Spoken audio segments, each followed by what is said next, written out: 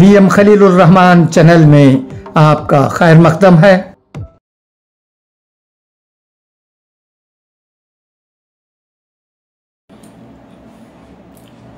அஸ்ஸலாமு அலைக்கும். தினமணி பத்திரிகையில் வெளிவந்திருக்கும் ஒரு சில முக்கிய செய்திகள் படிக்கிறேன், கேட்பீராக. 29 வயதில் ஓய்வை அறிவித்த பூரன் ரசிகர்கள் அதிர்ச்சி. மேற்கிந்திய தீவுகள் வீரர் நிக்கோலஸ் பூரன் சர்வதேச போட்டிகளில் இருந்து ஓய்வை அறிவித்துள்ளார். மேற்கிந்திய தீவுகள் அணியின் விக்கெட் கீப்பரும் அதிரடி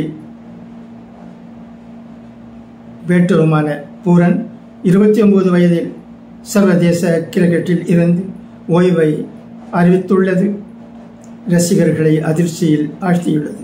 மேலும் தொடர்ந்து IPL, CPL,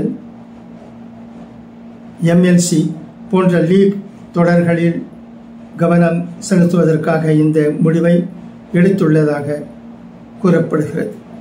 2016ஆம் ஆண்டு முதல் மேற்கிந்திய தீவுகள் அணிக்காக விளையாடி வரும் பூரன் 61 ஒருநாள் போட்டிகளில் 1983 ரன்களும் 106 T20 போட்டிகளில் 2275 ரன்களும் குவித்துள்ளார். ஓய்வு குறித்து இன்ஸ்டாகிராமில் பதிவிட்டுள்ள பூரன், நீண்ட யோசனைக்கு பிறகு சர்வதேச கிரிக்கெட்டிலிருந்து ஓய்வு பெறுவதாக அறிவிக்க முடிவு செய்துள்ளேன். நான் விரும்பும் இந்த விளையாட்டு நிறைய கொடுத்துள்ளது, தொடர்ந்து கொடுக்கும். மகிழ்ச்சி, நோக்கம், மறக்க முடியாத நினைவுகள் மற்றும் மேற்கிந்திய தீவுகள் மக்களை பிரதிநிதித்துவப்படுத்தும் வாய்ப்பு. அந்த பெரும் நிறத்தை அணிந்து கொள்வது, தேசிய கீதத்திற்காக நிற்பது. நான் ஒவ்வொரு முறையும் மைதானத்தில் கால் பதிக்கும் போது எனக்கு அனைத்தையும் கொடுத்தது. அணியை கேப்டனாக வழிநடத்தியது. நான் எப்போதும் என் இதயத்திற்கு நெருக்கமாக வைத்திருப்பேன். அசைக்க முடியாத அன்பை கொடுத்த ரசிகர்களுக்கு நன்றி. எனது கிரிக்கெட் வாழ்க்கையின் இந்த சர்வதேச அத்தியாயம் முடிவடைந்தாலும் மேற்கிந்திய தீவுகள் கிரிக்கெட் மீதான எனது காதல் ஒருபோதும் மங்காது என பதிவிட்டுள்ளார். சமீப ஆண்டுகளில் சர்வதேச கிரிக்கெட்டில் இருந்து ஓய்வு பெற்று பல்வேறு நாடுகளில் நடைபெறும் லீக் போட்டிகளில் விளையாட வீரர்கள் ஆர்வம் காட்டி வருகின்றனர். சில நாட்களுக்கு முன்னதாக தென்னாப்பிரிக்கா wicket keeper batter Heinrich Klaasen சர்வதேச போட்டிகளில் இருந்து இளம் வயதில் ஓய்வை அறிவித்தது குறிப்பிடத்தக்கது.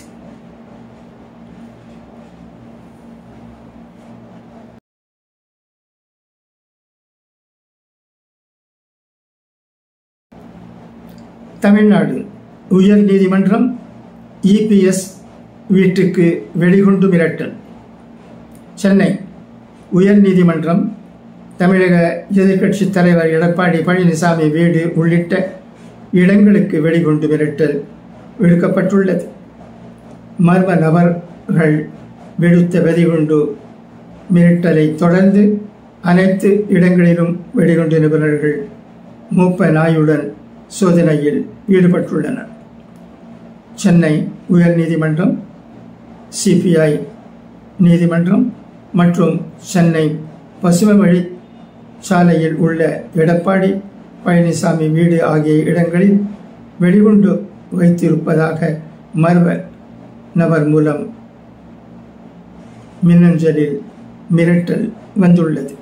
இதனைத் தொடர்ந்து அனைத்து இடங்களிலும் வெடிகுண்டு நிபுணர்கள் சென்னை மாநகர போலீசார் தீவிர சோதனையில் ஈடுபட்டுள்ளனர். இதில் எடப்பாடி பழனிசாமி வீட்டில் நடைபெற்ற சோதனை நிறைவடைந்துள்ள நிலையில் மிரட்டல் வெறும் புரளி என தெரியவந்துள்ளது.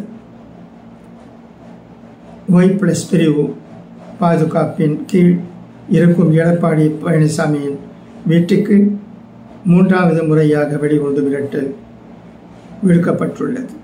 ஏற்கனவே அவரின் பாதுகாப்பை Z+ பிரிவுக்கு மாற்ற அதிமுகவினர் கோரிக்கை முன்வைத்தது குறிப்பிடத்தக்கது.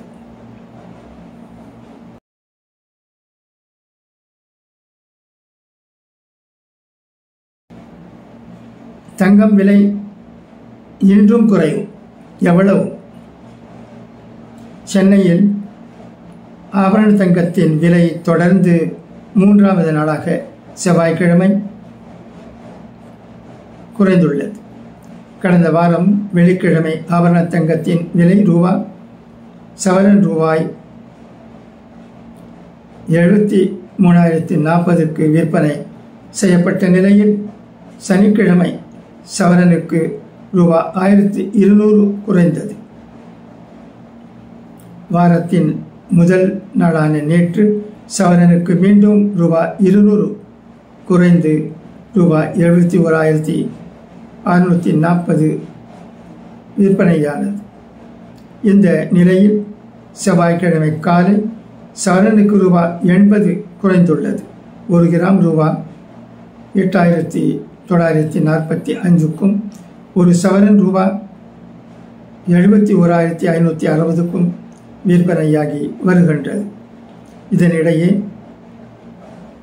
வெள்ளியின் விலை கிராமுக்கு 1 ரூபாய் அதிகரித்து ரூபாய் 119க்கு விற்பனை செய்யப்படுகிறது.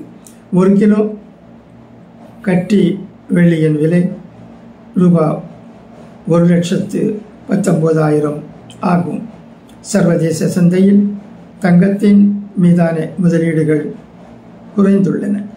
அதுவே திடீர் விலை குறைவுக்கு காரணமாகும்.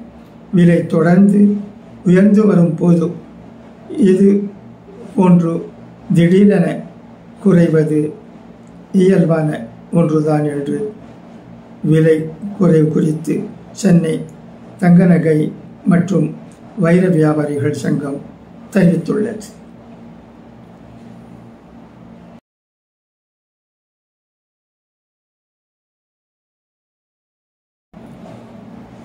சென்னையில் விமானம் மீது மீண்டும் அடிக்கப்பட்ட லேசர் ஒளி.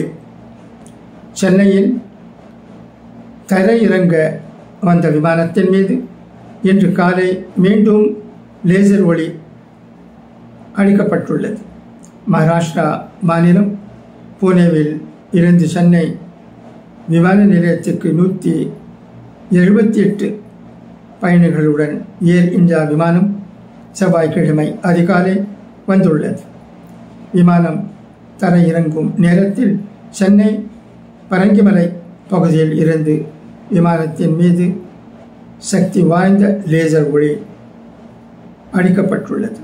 இது தொடர்பாக விமான கட்டுப்பாட்டு அறைக்கு தகவல் அளித்த விமானிகள் விமானத்தை பத்திரமாக தரையில் இறக்கினர். இதனால் விமான நிலையத்தில் பதற்றம் நிலவியது. கடந்த 2 வாரங்களில் நடைபெறும் 3வது சம்பவம் இது. விமானங்களின் மீது லேசர் ஒளி எழுப்பும் சமூக விரோத செயல்களில் ஈடுபட்டவர்கள் குறித்து காவல்துறையினர் தீவிர விசாரணை மேற்கொண்டுள்ளனர்.